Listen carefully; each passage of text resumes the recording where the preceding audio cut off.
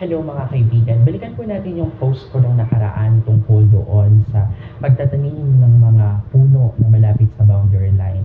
Ayon kasi sa ating civil code, merong itinakdang sukat kung gaano kalayo yung itatanim natin mula sa boundary line. Kasi nga, madalas ito ay nagiging away ng magkapitbahay kasi parang may kapitbahay ka, nagtanim ng puno malapit sa boundary line, yung kalat ng mga dahon ng puno nila pag naglalagas, napupunta sa property nyo, kayo naman, wala namang tanim na puno kasi puro Bermuda grass yung nasa hardin. So, madalas yun yung nagiging issue. So, ayon po sa ating Article 679,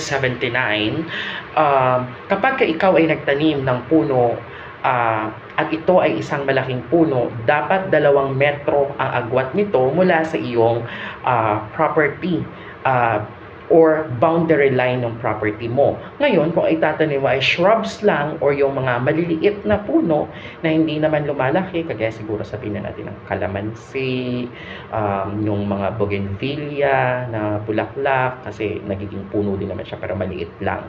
At iba pang mga maliliit na halaman, maaari po tayo magtanim yan malapit sa boundary line sa sukat na 50 cm or kalahating metro. Yun po ang allowed ng ating civil code. Maraming salamat.